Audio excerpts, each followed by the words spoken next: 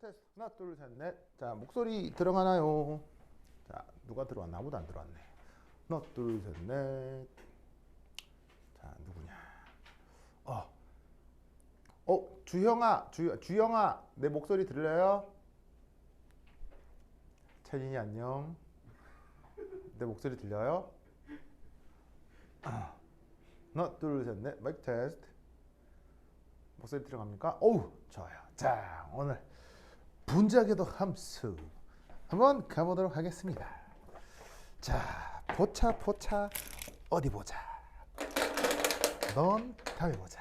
자, 챕터 6 바로 MO. 자, 몰리큘러 오비탈에 대해서 이제 케이스 바이 케이스로 그 예를 들어서 그 하나하나 살펴봅시다. 그게 조금 더 익히기 편하거든요. 그러면서 했던 게 연습 문제 1에 바로 H2 플러스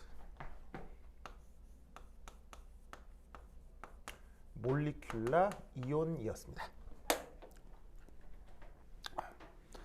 그래서 이 몰리큘러 아이온에 대해서 이제 접근을 할 때 어떤 얘기를 했었냐면, 아마 저번 시간에 했던 거 살짝 리뷰하면 이런 걸 했었죠. LCAO 라는 말을 썼었죠. 그래서 원래 말은 Linear Combination of Atomic Orbital로 분자궤도 함수를 만든다고 했었는데, 이 방법은 정확한 정확한 방법이라고 했습니까? 수학적으로 조금 근사적 방법이라고 했습니까? 바로 근사적으로 분자궤도 함수를 유도하는 방법이라고 했죠. 그러면서 이제 LC, 이게 이제 뭐 줄임말이었어요? 바로 Linear Combination. 우리말 번역은 선형조합인데, 어타믹 오비탈, 원자궤도 함수에다가 상수배를 해서 더하기나 빼기로 연결하는 테크닉을 리니어 컨비네이션이라고 했죠. 이제 그런 식으로 분자궤도 함수를 만들 수 있다. 그래서 예를 들어서 이제 H2 분자 같은 경우는 예를 들면 수소 원자가 요래 하나, 그 다음에 요래 둘 있어서 여기에 핵 A, 여기에 핵 B 해서 요 가상적인 핵간축에 놓여 있을 때, 여기에 있는 요 동그랗게 그린 게 바로 A 원자의 S 오비탈, 얘가 B 원자의 S 오비탈이라고 할 때, 바로 A 원자 S 오비탈의 파동함수, B 원자의 S 오비탈의 파동함수를 선형조합을 통해 분자궤도 함수를 맹글 수 있다. 뭐 요런 얘기를 했었다, 이런 말이죠. 아시겠죠? 그리고 나서 이때 이제 이 파동함수 파이가 선형조합을 요렇게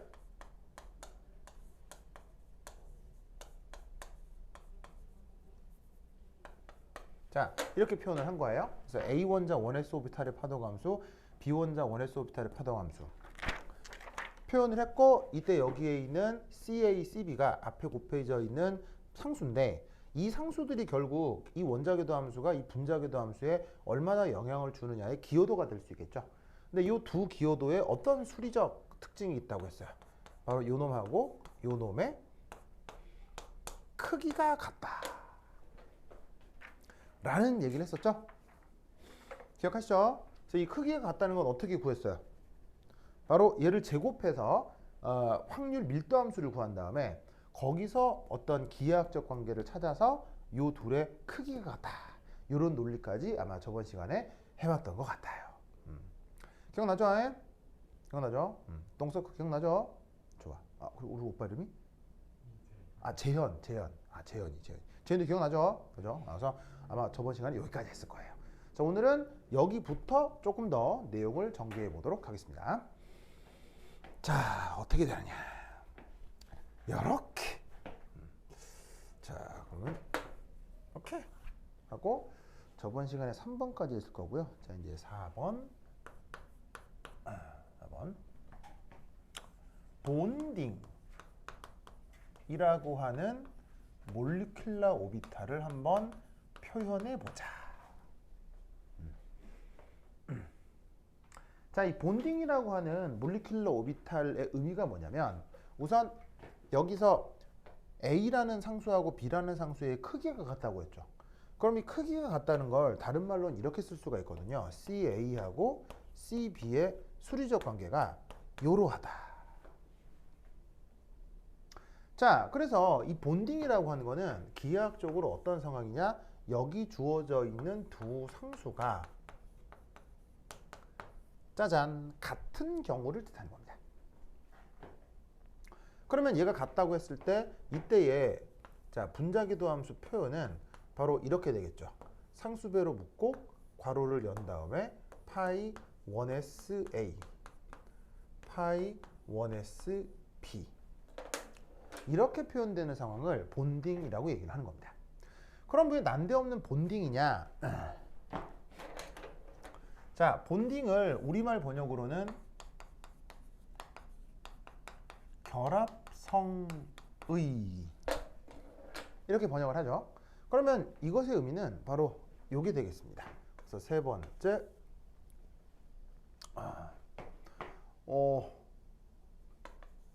화학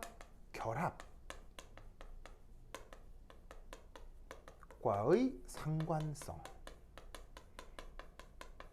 이걸 한번 살펴보자. 자, 얘는 뭐냐면 이겁니다. 자, 어떤 가상적인 핵감축에 대해서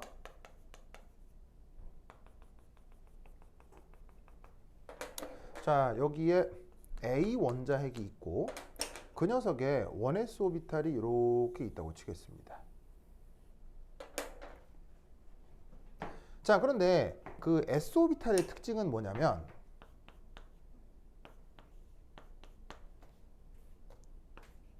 바로 독일어로는 이 자체로 게라데라는 말을 쓰거든요. 자, 게라데란 말 기억나요? 게라데, 운게라데 혹시 말 기억나요? 재현? 동서크? 기억나요? 자, 우리말로 굳이 그 직역을 하자면 얘는 원점 대칭 뭐 이쯤으로 번역을 할 수 있는데 바로 이 S오비탈의 표면의 모든 함수값이 같다. 이런 뜻으로 지금 이제 게라데라는 말을 쓰거든요. 뭐 정확하게는 원점 대칭형이다 이런 뜻이지만 그래서 어떻게 되냐면 핵에서 거리가 같은 위치의 모든 위치에서는 1s 오비탈의 함수값이 똑같아요. 함수값이 같다는 얘기는 당연히 부호를 포함해서요. 아시겠죠? 그럼 예를 들어서 이 원점에서 1,1,1에서의 함수값이 뭐 예를 들어서 0.3이면 마이너스 1, 마이너스 1, 마이너스 1에서의 함수값도 0.3 그렇게 나타난다는 얘기예요. 아시겠죠? 그것을 우리는 이렇게 표기합니다. 바로 요렇게 바로 함수값의 부호가 플러스다. 뭐 이런 식으로 표현을 하는 거죠. 알겠죠? 그런데 이때 지금은 A 원자만 있는 게 아니라 그 옆에 이렇게 B 원자도 있거든요. 그럼 B 원자에 대한 1s 오비탈도 이렇게 있겠죠. 아시겠죠? 이때 이 두 원자 사이에 자 양자역학적인 결합이 만들어진다. 양자역학적인 결합이 만들어진다. 라고 하는 것은 여기서 두 가지 가능성이 있는 거예요.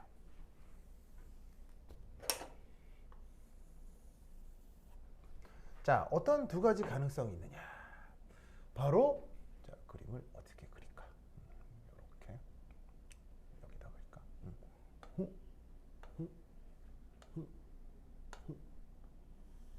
자, 좀 왁구를 좀 그려 놓을게요. 아이, 안 이쁘다. 자, 왁구를 이렇게 칠판이 반사가 되고 아니 선글라스 껴서 안 보이나? 자, 그래서 요렇게 너무 안 이쁘다. 잠깐 이렇게 자 이렇게 왁구 하나 그렸고요. 그 다음에 또 하나의 왁구는 이렇게 그려볼게요.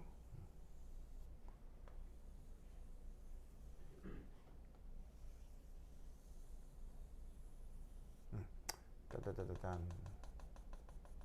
그래서 요 결합이 만들어지는 두 경우의 수를 이렇게 좀 살펴보겠습니다.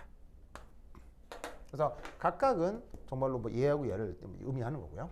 그리고 이게 A 원자핵, B 원자핵, A 원자핵, B 원자핵. 자, 이것에 대해서 여기에 있는 이 1s 오비탈의 표면의 함수값의 부호가 같다고 했죠.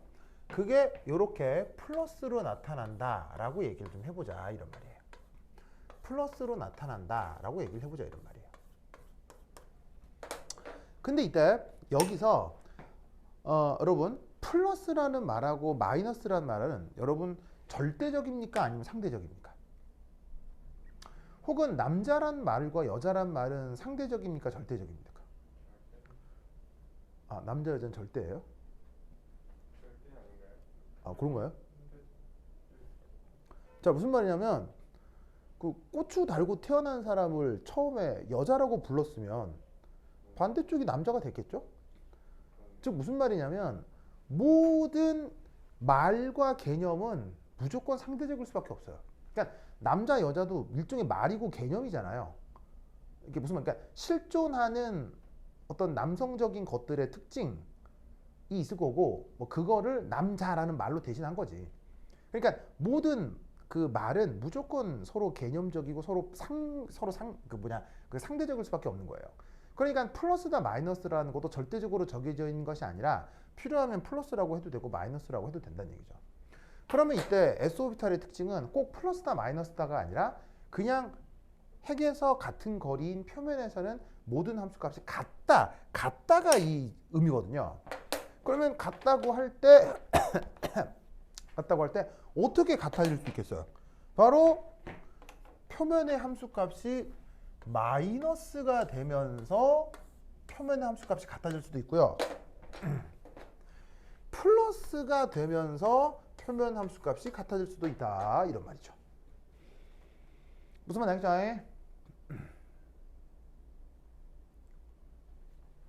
그래서 빨간색으로 표현한 건 함수값 표면 부호가 플러스라는 얘기고 파랗게 표현한 건 바로 함수값의 부호가 마이너스가 됨을 뜻하는 거예요. 그래서 여기서 지금 따져보고자 하는 거는 왜 이거냐가 아니고요. 지금 이유를 얘기하는 게 아니고 생각할 수 있는 모든 경우의 수를 지금 나열하고 있는 거예요. 경우의 수를 나열하는 것은 이유가 딱히 있는 게 아니죠. 그냥 생각할 수 있는 모든 경우의 수를 제시하는 것 뿐이니까 이거 자체에 대해서 이거 왜 이러냐 그건 이유가 없어요. 알겠죠? 그럼 여기에서 이 둘이 이제 상호작용이 나타나면 여기서 이제 어떤 표현을 할 수가 있겠느냐. 자, 여기서도 다시 한번 왁구 표현을 좀 해볼게요. 위에 있어서 동그라미가 잘 안 그려지네. 자, 이게 원래 S오비탈 틀, 요게 원래 또 S오비탈의 틀이 되겠습니다.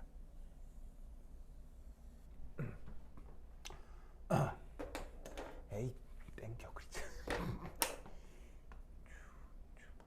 칸이 모자라네요. 칸이 모자라.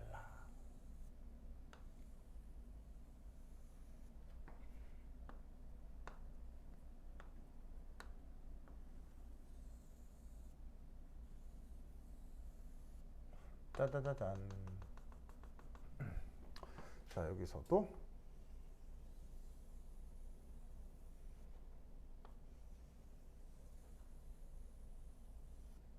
짜자자잔. 자, 그럼 여기서 어떤 상호작용이 나타날 수 있냐면 봅시다. 여기서는 한쪽도 플러스 함수값이고 한쪽도 플러스 함수값이에요. 그럼 여기에서 전체적인 함수값은 이 플러스 함수값과 이 플러스 함수값이 고지곧대로 더해지겠죠. 무슨 뜻인지 아시겠어요? 그럼 고지곧대로 더해지는 요 상호작용에서 바로 보강간섭이라고 하는 것이 나타날 수 있다는 얘기예요. 그러면 여기서의 함수값하고 여기서 함수값이 더해지면서 전체적인 함수값의 분포는 바로 원래 원자궤도 함수의 1s 오비탈에 비해서 요렇게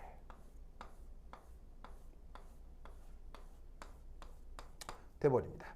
그래서 의미는 뭐냐면 자, 여기가 핵이 있고 여기가 핵이 있는데 바로 핵 사이 영역에서 전자를 혹은 사이 영역에서 MO 함수의 함수 값이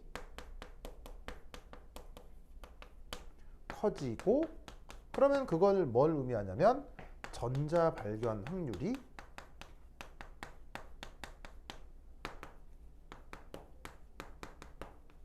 증가한다 라고 생각해 볼 수 있다, 이런 말이죠.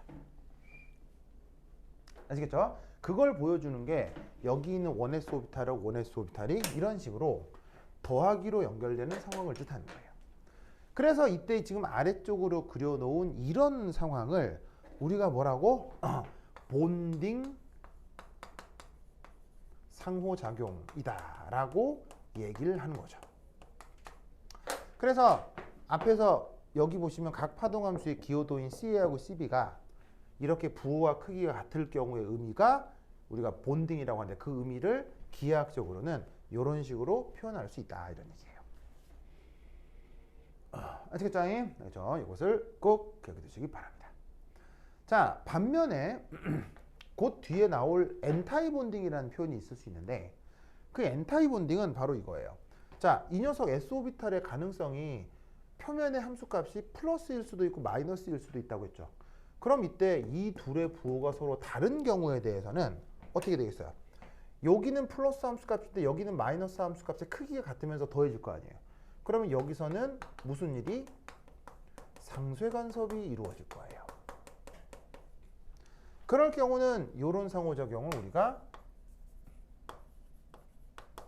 엔타이 본딩 상호작용이라고 하는데, 그때 최종적인 결과는 바로 이런 일이 벌어집니다. 여기서 요렇게,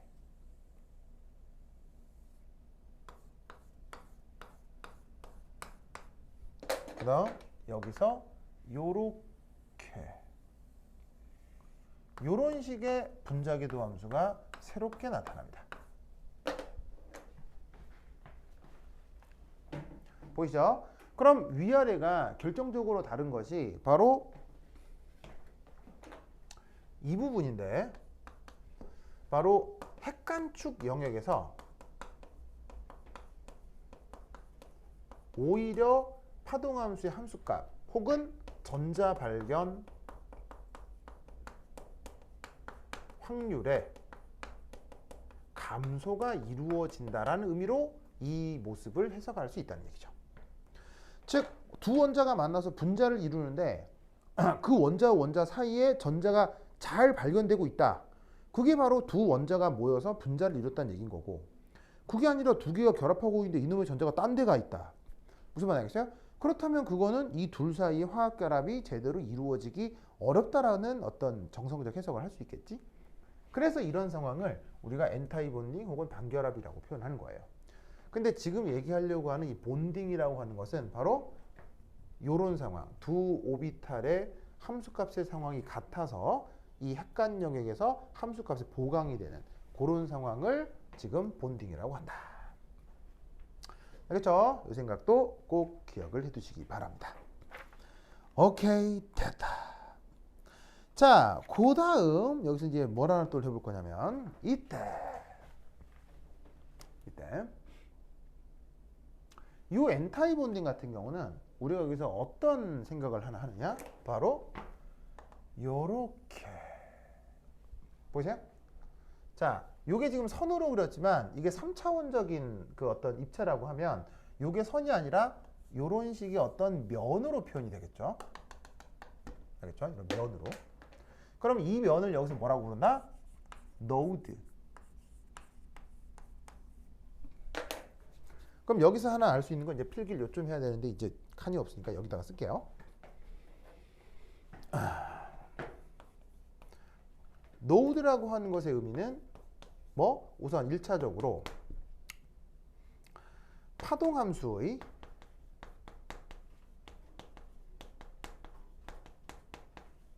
함수값과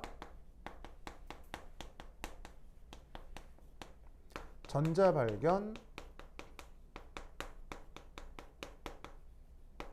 확률이 어떻게 되는가? 0이 되는 조건. 그걸 노드라고 했었죠. 그리고 이 노드는 지금 얘기하는 게 아니라 앞서서도 엄청 나왔어요. 원자궤도 함수일 때도 노드 나왔었죠. 그래서 왜 뭐 SPD 이런 식의 원자궤도 함수에서도 앵귤러 노드 뭐 레디얼 노드 이런 거 했었는데 기억나죠? 그때 얘기했던 그 노드입니다. 그래서 그것이 지금 이 분자궤도 함수의 엔타이 본딩에서도 이렇게 노드가 만들어진다는 얘기예요. 반면에 본딩에서는 노드가 만들어져요, 안 만들어져요? 노드가 안 만들어지죠. 알겠죠? 그리고 이 노드의 물리적 의미는, 물리적인 해석을 할 때는 항상 이렇게 해석을 하시면 돼요. 바로 에너지 준위가 무조건 상승합니다. 언제? 노드 개수가 많아질 때. 이거는 모든 파동 역학에서 항상 동일하게 표현되는 거예요. 그러니까 지금 여기서 보시면 요게 본딩이고 요게 엔타이 본딩인데, 본딩이 될 때는 추가적인 노드가 없죠. 그런데 엔타이 본딩이 될 때는 무조건 노드가 만들어지죠. 그러면 그 둘 사이 에너지 준위가 어떻게 된다? 요쪽보다는 요쪽이 에너지 준위가 더 상승하게 된다라는 얘기입니다. 아시겠죠? 이거를 꼭 기억해요. 그리고 이때 이 본딩과 엔타이 본딩에 대해서 진짜로 엔타이 본딩의 에너지가 더 고에너지가 되느냐를 수학적으로 다 증명할 수 있어요. 그 수학적으로 증명하는 과정이 교재 145페이지에 표현되긴 하거든요. 근데 내가 봤을 때 그것까지 시험에 나오지는 않을 것 같아서 그냥 이걸 인정합시다. 노드 개수가 많아지면 그게 원자궤도 함수건 분자궤도 함수건 무조건 에너지 준위가 상승한다. 알겠죠? 그래서 이 그래프에서는 이런 그 에너지적인 생각을 해볼 수가 있습니다. 그 다음 또 하나의 상호작용은 이겁니다. 자, 이 축을 무슨 축이라고 했죠? 요 축? 여기하고 여기 축을 무슨 축이라고 했죠? 핵간축이라고 했죠. 핵간축. 여기 써뒀죠. 핵하고 핵을 연결한 핵간축. 이 핵간축에 동석 뭐를 들이대 볼까요? 아, 들이대? 뭘 들이대 볼까요? 원자를 들이댄다. 아, 원자. 아, 그래서 잘 들리겠지. 특별히 뭐 이렇게 이상 없었죠? 또 물어봐야지. 좋네. 그래. 뭐 이게 항상 이상하게 추적한다니까. 누가 왔느냐? 그렇지. 누구 불러볼까요?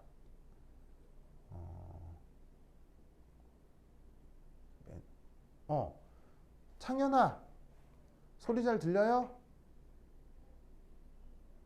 창현, 소리 잘 들려요? 가장 마지막에 있던 창현. 들리나? 안 들려? 아, 그렇겠죠? 딜레이가 있어가지고. 청현, 현창, 창현. 그러게요? 지금 뭐 하는 거지? 자는 거 아니에요, 창현이? 이거 틀어놓고 그냥 어디 간 거 아니야? 여러분, 다른 사람들도 들려요? 잘 들려요? 아무도 답을 안 하지? 대답하면 질문할 것 같아서요? 아, 그렇군요.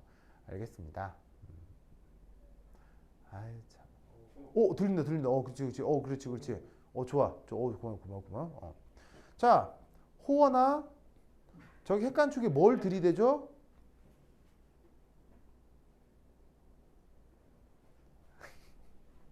뭘 들이댈까요? 핵간축에. 뭘 들이댈까요? 바로 눈을 들이댑니다. 눈을 들이댑니다. 이건 눈이야.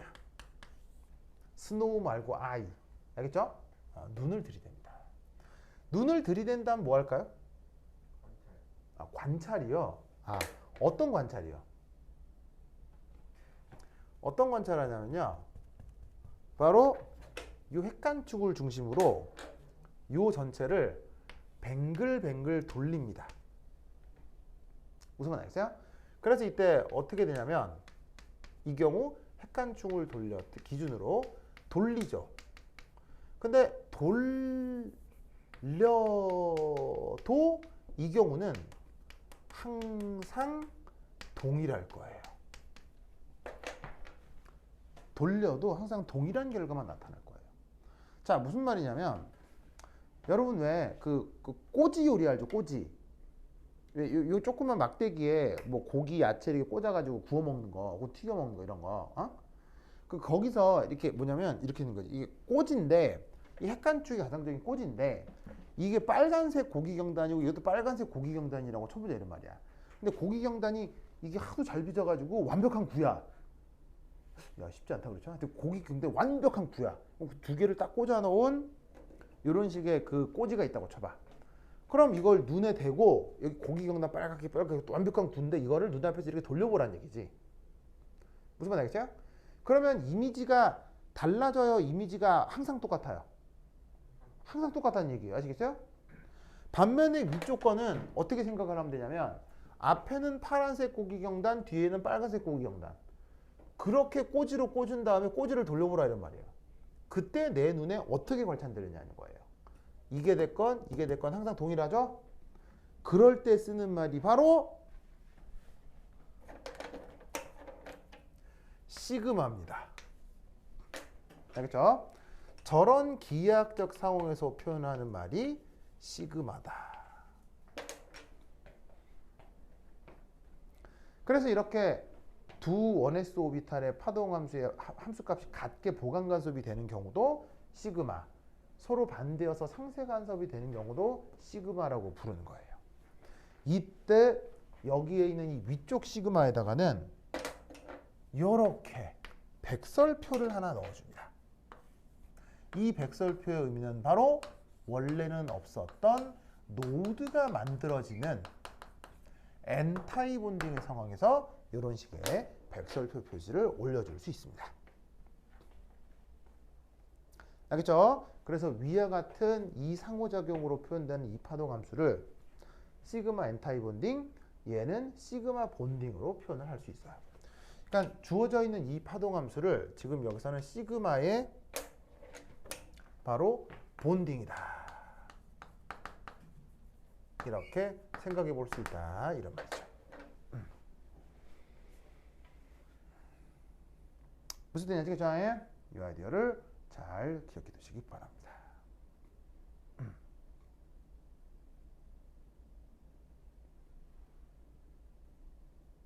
자, 너 썼어요? 썼죠? 자, 이때 여기서 또 하나 중요한 사실. 어디 써볼까? 여기 줄게요. 여기 나인. 지우자. 쓱쓱쓱쓱. 자, 여기 1, 2, 3 했는데 그 다음 네 번째 4.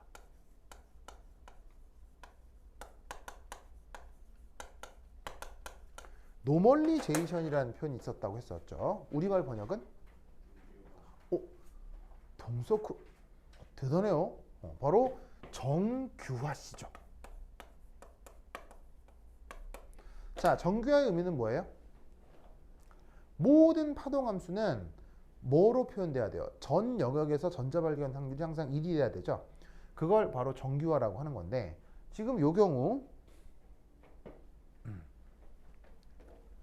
바로 인티그럴 마이너스 무한대에서 무한대까지 파이 시그마 본딩을 이렇게 3차원 전 영역에 대해서 3차원 중적분을 좀 해보자. 그럼 이때 여기에 있는 이 시그마 본딩이 지금의 경우는 이런 수식으로 표현된다고 했잖아요. 그럼 쟤를 저기에 넣어요. 그럼 어떻게 된다? 인티그럴 하고 얘는 제곱. 자, 다시 한번 얘기하지만 파동함수 자체는 물리적 의미가 없죠. 물리적 의미가 없고 파동함수에 제곱한 걸 뭐라고 부른다고 했어요? 얘를 확률 밀도 함수라고 한다고 했었죠. 확률 밀도 함수. 그래서 그 확률 밀도 함수를 분자기도 함수에 대해서 표현을 해보자고. 그럼 분자기도 함수가 본딩이고 이렇게 표현되는데 이걸 제곱한다는 얘기는 이걸 총태로 제곱한다는 얘기겠지? 그럼 얘는 c제곱 파이 1sa의 제곱 2 파이 1sa 파이 1sb 그리고 더하기 파이 1sb의 제곱의 d 타우 이렇게 표현이 될 것이다.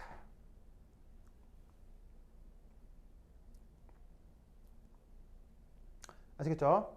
자, 이때 여기에 있는 얘네들을 적분을 한번 풀어보자. 왜냐하면 적분항에 더하기가 있으면 각 항들에 따로 적분을 해서 더하기를 해도 결과는 같죠. 그럼 얘는 어떻게? c 제곱으로 묶은 다음에 파이 1sa의 제곱 d 타우 더하기 2 한 다음에 파이 1sa 파이 1sb d 타우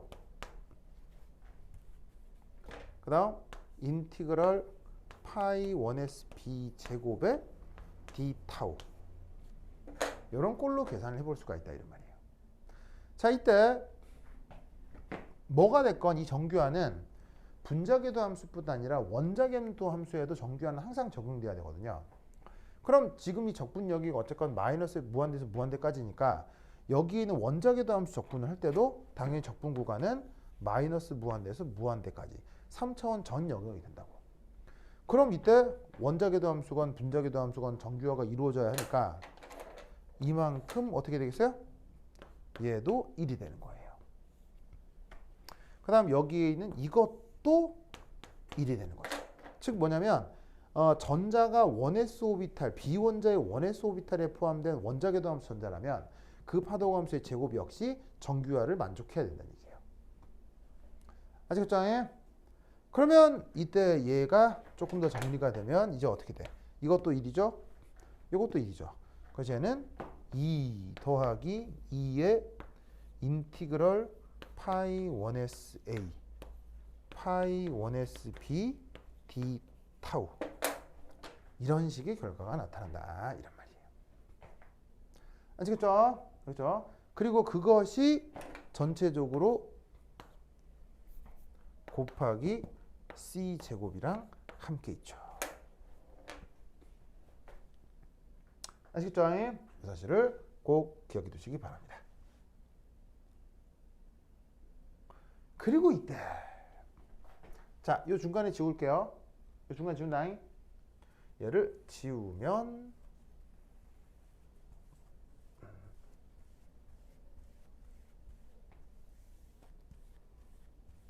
자, 이 노멀리제이션에서 여러분들이 또 하나 알아야 되는 컨셉이 있습니다. 바로 오버랩 인티그럴이라고 하는 컨셉입니다. 뭐 직역하면 겹침 적분 정도 되니까 번역이 되게 이상해서 그냥 번역하지 않고 오버랩 인티그럴로 다 그냥 씁니다. 그럼 이 오버랩 인티그럴의 의미가 뭐냐? 바로 이 적분 과정에서 나타나는 이 항을 요걸 오버랩 인티그럴이라고 합니다. 자, 그래서 이 오버랩 인티그럴은 정의가 대문자 s로 정하고요. 바로 인티그럴 파이 a 파이 b d 타우 요게 바로 오버랩 인티그럴이에요. 그래서 지금 이 안에 뭐가 들어가 있냐면 서로 다른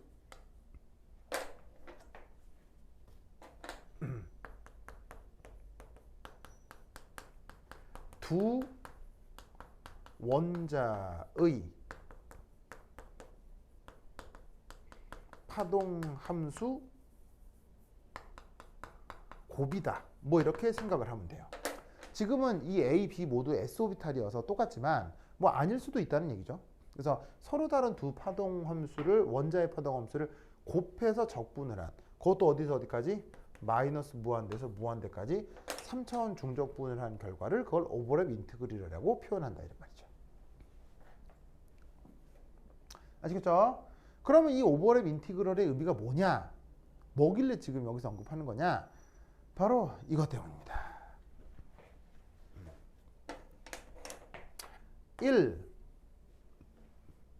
1이라고 보다 되겠을까? 자, 이렇게 정의된 이 오버랩 인티그럴 S는 그 값이 클수록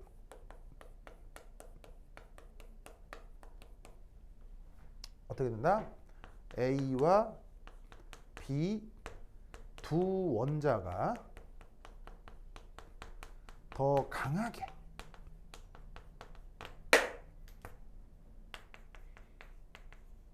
상호 작용한다는 의미입니다. 그리고 여기서 더 강하게는 다른 말로 더 가깝게라는 말로 쓰일 수도 있어요. 가깝세? 가깝게. 하여튼 이렇다. 자, 여러분, 뭐 양자역학이건 고전역학이건 학문이건 아니건 간에 어떤 입자가 서로 그 위치가 상당히 가까워요. 그러면 그 입자의 위치만 봐도 우리는 본능적으로 뭘 할 수 있냐면 두 입자가 강하게 상호작용하나 약하게 상호작용하나를 판단할 수 있다는 얘기예요. 무슨 말 알겠어요? 그래서 저번 달에 있었던 전 세계적인 가장 유명한 사진 중에 하나가 뭐예요? 저번 달에 있었던 가장 유명한 사진이 있었죠. 바로 G7 회의 영상 사진이었죠. 그건 알아요? 몰라요? G7 알아요? 세계 최선진국 7개 국가가 하는 회의죠. 가장 전 세계 잘 나가는 나라들이 모이는 건데 이번 해 의장국이 어디였어요? 영국이었거든요. 그래서 영국에서 G7에 속하는 나라들이 어디에? 네, 그럼 미국, 영국, 프랑스, 미국, 프랑스, 그 다음에 소련, 소련 아니야, 일본, 무슨 말이겠죠? 그래서 갑자기 모르겠지? 미국, 영국, 프랑스, 독일하고 일본 두 나라 어디 있더라? 두 나라가 스페인, 이탈리아. 스페인? 스페인은 아닌데? 이탈리아. 하나 남잖아. 하여튼 그래, 알겠죠? 모르겠어. 이게 다 까먹었지? 하여튼 전 세계에서 경제 규모도 크고 잘 나간다는 나라인데 당연히 거기에 중국과 러시아는 없어요, 알겠죠? 왜냐하면 미국 연방들이 그 나라들을 견제하기 때문에 안 들어가 있는데 거기에 우리나라가 이번에 초청됐죠.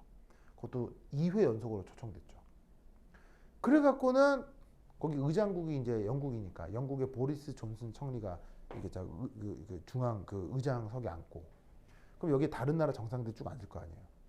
이때 이 보리스 총리 기준으로 바로 오른쪽에 조 바이든 할아버지. 이 할아버지는 어느 나라 대통령입니까? 미국. 내가 영국 총리야. 그럼 가까이에 미국 대통령. 자, 이거는 당연한 거 아니겠어요? 근데 오른쪽에 바로 누구? 우리나라 대통령. 알겠어요? 그리고 가장 멀리에 누구? 일본. 무슨 말 알겠어요? 니뽕. 알겠죠? 저기. 그러면 여기서 이 정상들끼리 무슨 얘기를 하고 자시고 간에 우리는 직관적으로 알 수 있다 없다 우리는 직관적으로 당연히 뭔가를 알 수 있죠. 몰라요? 동석 느낌 안 와요? 근데 어차피 7명인데 바로 옆에든 제일 끝에든 차이가 있냐 없냐? 예. 여러분 정상회담이라고 하는 건요. 카페트 색깔도 다 트집 잡아요. 정말이에요. 모르죠? 그 뭐냐면 어떤 나라의 어떤 색깔의 상징이 있을 수 있잖아요. 그럼 정상회담에서는 이 카페트의 색깔도 문제 삼아요. 의전팀에서. 무슨 말 알겠어요? 그리고 또 뭐도 문제 삼냐면요. 정상들이 이렇게 걸어 나와서 포토라인에 설 때 있잖아요. 이때 걸어 나오는 걸음 횟수도 문제 삼아요. 몰랐죠? 예. 몰랐죠? 그 모든 게 보여지는 것에 의미들이 있기 때문이에요. 그렇다면 여기 앉았다 저기 앉았다가 의미가 있다 없다? 이건 너무너무너무너무 큰 의미예요. 무슨 말 알겠죠? 알겠죠? 아, 이게 동석이가 이런 거 이런 몰랐구나. 어? 그래요. 알겠습니다. 알겠습니다. 권력은 거리에 반비례합니다. 이건 정치 공학에서 이거 철칙이에요. 철칙. 무슨 말 알겠어요? 네. 그러니까 예를 들어서 박정희 대통령의 최측근 누구예요? 박정희 대통령의 최측근 바로 김재규, 그 다음에 이후락 이런 사람도 있잖아요. 그러니까 이후락은 그 사람이지 전두환 대통령의 최측근. 그 사람들 다 대통령 근처에 있어요, 멀리 있어요. 근데 무슨 말 알겠죠? 그거 중요해 안 중요해? 중요하네요. 엄청 중요해. 뭐 생각해보면 중요하죠. 네. 무슨 말 알겠어요? 그럼 만약에 동석이 여자친구가 있다. 그 여자친구가 맨날 동석이랑 같이 붙어 있느냐? 아니면 동석이랑 여자친구라고 하는데 동석이한테 자기야 오늘 내 친구들이랑 클럽 좀 갔다 놀다 올게 뭐 이래 자꾸 그래 맨날. 그래도 있으면 좋겠네요. 무슨 뜻인지 알겠죠? 무슨 말인지 알겠어요? 그럼 거리가 중요하다 안 중요하다? 중요하네요. 생각해보면 너무 중요하죠. 예, 바로 거리가라는 게 입자 사이의 관계를 규정합니다. 무슨 말 알겠죠? 그걸 보여주는 게 양자역학적으로 보여주는 게 그게 바로 오버랩 인티그럴이에요. 무슨 말 알겠어요? 그럼 이게 왜 가까우냐 뭐냐 그리고 상호작용이 강하냐 약하냐를 보여주는 척도인지 한번 살펴보자 이런 말이죠. 아시겠죠? 자, 그럼 어떻게 되느냐? 이 거리를 모르다니. 진짜. 자, 그럼 얘는 어디야 그런 거. 자, 그럼 이제 이게 칠판이 너무 작아서 이건 아직 지우면 안 되는데. 이게 쓸데가 없네. 자, 어디 지우지? 자, 그럼 이제 요 의미 썼죠? 자, 그럼 여기 지울게요. 여기 지울게요. 네. 이합.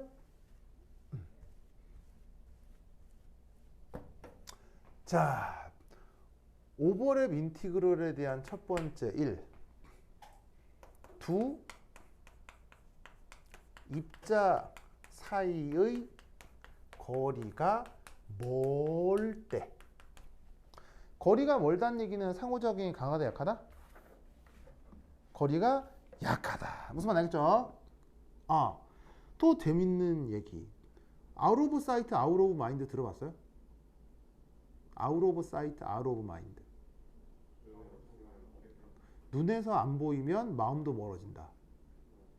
이런 말이 있죠. 그래서 부산과학고 2기 중에 이 중에 최모라는 여학생이 있었고요. 내 동기 중에.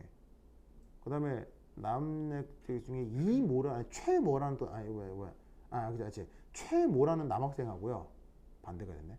전모라는 여학생이 있었어요. 부산과학고 2기에. 부산과학고를 다니는 내도록 둘이가 사귀었거든요. 그럼 영재고 과학고에서 사귀면 나중에 어떻게 되죠? 거의 백발백중 헤어지는데 어떻게 헤어졌느냐? 남자애는 카이스트를 가고 여자애는 미국 유학을 갔어요. 그럼 끝이야. 무슨 말 되겠죠? 끝이야, 알겠죠?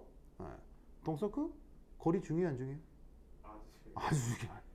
알겠죠? 자, 그럼 이제 두 입자 사이 거리가 멀어. 이 말은 곧 헤어진다. 뭐 이런 말이죠. 이걸 양자역학적으로 어떻게 표현하느냐? 요렇게. 짜자자잔. 자, 얘는 그냥 어떤 일반적인 거리축이라고 하겠습니다. 짜자자잔. 요거는 함수값이라고 하겠습니다. 이때 어떤 파동함수의 함수값이 그냥 분포가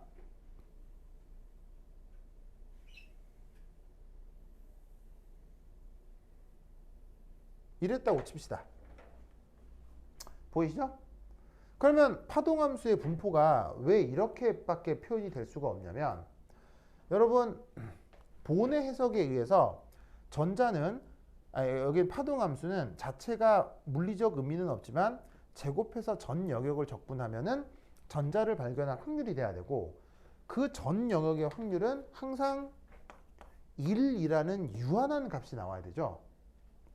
적분 영역이 무한대에서 무한대를 적분하는데도 불구하고 유한한 값이 나와야 한다는 뜻은 모든 파동함수의 함수값이 어떤 기준을 통해서 멀어질수록 함수값이 0으로 수렴해야 된다는 걸 뜻하는 거예요. 그래서 어떤 기준을 중심으로 멀어질수록 수렴하기 때문에 모든 영역을 전 영역에 대해 적분을 해도 어떤 유한한 수학적 결과가 나오는 거예요. 무슨 말 알겠어요? 만약에 함수값이 뭐 예를 들어서 막 이렇게 된다. 그럼 이걸 다 적분해. 근데 이게 1이 돼? 안 된다 이런 말이지. 알겠어요? 그럼 얘가 유한한 값을 가지려면 무한히 발산하는 경우 함수값은 무조건 0으로 수렴을 한다라고 해야 여기 적분을 할 때 최종 결과가 어떤 유한한 값이 나올 수밖에 없다고. 동서크 이해했어요? 이게 지금 만약에 파이 A라고 하자. A 원자의 A 원자의 파동함수라고 하자. 그럼 이 자리가 바로 A의 무게중심이라고 해보자 이런 말이지. 그 A라는 입자의 무게중심을 토대로 그 파동함수의 함수값이 이런 분포가 나타난다고 치자. 그런데 이 A, B 두 입자 사이 거리가 뎁다롱 먼 거야. 예를 들어서 막 한 이쯤 돼 이렇게 멀어. 그럼 여기는 바로 B 원자의 무게중심이겠지? 그럼 여기서 또 어떻게 되겠어요? 얘 나름의 파동함수가 또 이렇게 또 뭐 있을 거 아니에요. 무슨 말 알겠어요? 이게 또 0으로 멀어져 갈수록, 그러니까 뭐냐면 멀어져 갈수록 0으로 점점점 수렴해가는 이런 함수꼴들이 나타나게 될 거다 이런 말이죠. 무슨 말 알겠죠? 그렇죠? 그런데 재밌는 건 이 오버랩 인티그랄이라고 하는 건 저기서 얘가 지금 누구냐? 파이 B인 거야. 그런데 이 오버랩 인티그랄이라고 하는 건 의미상 자 이걸 제곱하면서 나왔기 때문에 그러니까 얘가 제곱항으로 나온 거죠. 원래 얘가 두 개의 함수 더하기인데 제곱하니까 이렇게 나온 거 아니야. 그래서 이 의미상 두 함수가 더하기로 연결된 게 아니고요. 두 함수가 지금 곱하기로 연결된 걸 오버랩 인티그랄이라고 하는 거야. 그럼 여러분 봐봐. 이 함수에다가 이 함수를 곱해봐. 그럼 어떻게 되겠어? 봐봐. 만이라도 곱하기 0 하면 뭐 돼? 0이지. 무슨 말인지 알겠어요? 그러니까 뭐냐면 어느 영역에서 어느 한 함수의 파동함수 값이 충분히 커도 나머지 것들은 0으로 수렴해가 버리기 때문에 나머지 함수 값은 너무 작은 거예요. 그러니까 이 파동함수를 전 영역에 대해서 적분이 아니라 곱해버리면 함수 자체가 그냥 어떻게 돼? 다 그냥 고만 여기서 뭐 살짝 있을락 말락 고만 이렇게 되는 거예요. 그러면 적분이라고 하는 거 봐. 적분이라고 하는 건 이 아래쪽 면적을 다 더하는 게 이게 바로 적분이지. 그러면 이 경우 이 아래쪽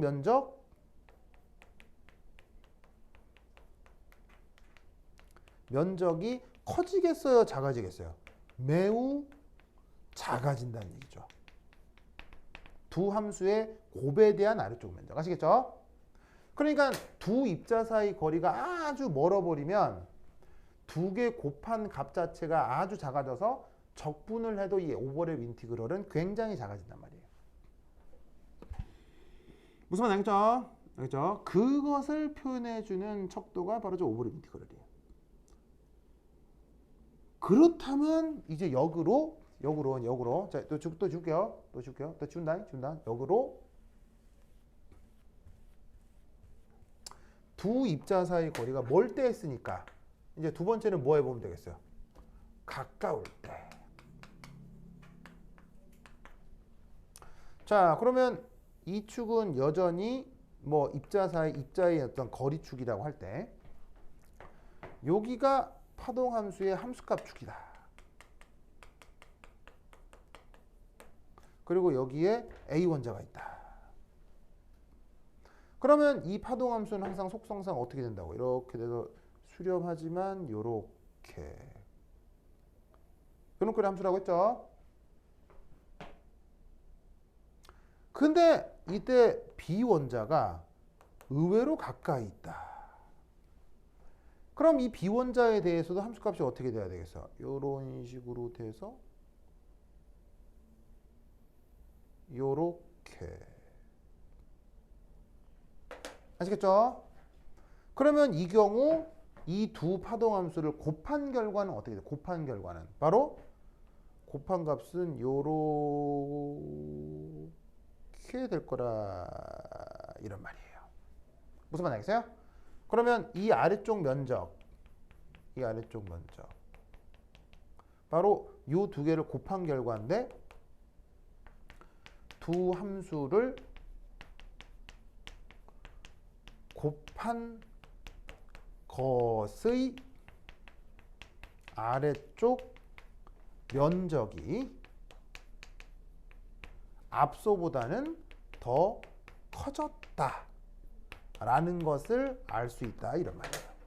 뭐 할 때? 두 입자 사이의 거리가 가까울 때. 그래서 저 오버랩 인티그럴은 두 입자가 그 입자가 뭐 전자일 수도 있고 원자일 수도 있고 뭐래도 상관없는데 그 입자들의 상호작용이 강하게 나타나느냐 약하게 나타나느냐 아니면 거리가 가까우냐 뭐냐를 보여주는 중요한 척도가 된다는 얘기예요. 무슨 말 알겠죠? 알겠죠? 그래서 그것을 우리가 뭐라고? 오버랩 인티그럴이라고 하고 뭐로 줄였습니다? 이렇게 S로 줄였습니다. 그러면 앞서의 정규화 과정에서 나타났던 이 계산을 다시 한번 마무리하면 얘를 어떻게 쓸 수 있겠어요?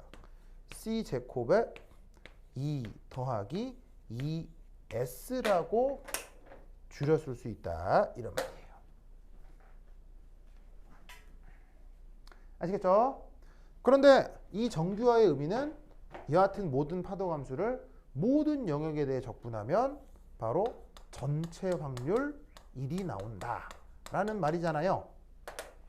그러면 어쨌건 1이 돼야 되는데 그게 지금 이런 꼴이야. 무슨 말 알겠죠? 그럼 얘하고 얘를 풀어버리면 값이 뭐가 되겠습니까? 바로 C는 루트 2 플러스 2S분의 1 이렇게 표현을 할 수가 있습니다. 그리고 이 오버랩 인티그럴은 지금 수소 원자 같은 경우는 1s 오비탈 사이에 오버랩 인티그럴이라고 생각할 수 있겠죠. 그 또한 충분히 계산을 할 수가 있습니다. 만 그것에 대한 전문적인 계산은 지금은 다루진 않겠습니다. 그렇죠? 여하튼 어떻게 하면 구할 수 있는 값이 오버랩 인티그럴인데 그것으로 이 본딩 오비탈 파동함수 C 값이 결정이 된다 라는 것이지요. 알겠죠? 이 아이디어를 그거 기억해 두시기 바랍니다. 오케이 됐다. 동석 알겠죠? 그래. 그래서 여자친구랑은 가까이 있어요? 멀리 있어요? 그래서 지금 동석이 여자친구 가까이 있어요? 너무 멀리. 너무 가까이 있다고요? 너무 멀리. 너무 멀리 있다고요? 어디쯤 있길래요? 우리나라에 있어요? 지구 바깥에 있어요. 지구 바깥에요? 네. 제가 맞아요. 외계인이에요? 그렇구나. 외계인이랑 사귀는 우리 동서크. 그렇구나. 알겠습니다. 오케이, 됐다. 그러면 또 조금 쉬었다 해보도록 하겠습니다. 좀 쉬었다 해보죠. 동서크 여자친구는 외계인. 개인, 외계인. 연예인 중에 이계인 씨라고 있는데 알아요? 몰라요. 하여튼 그러다.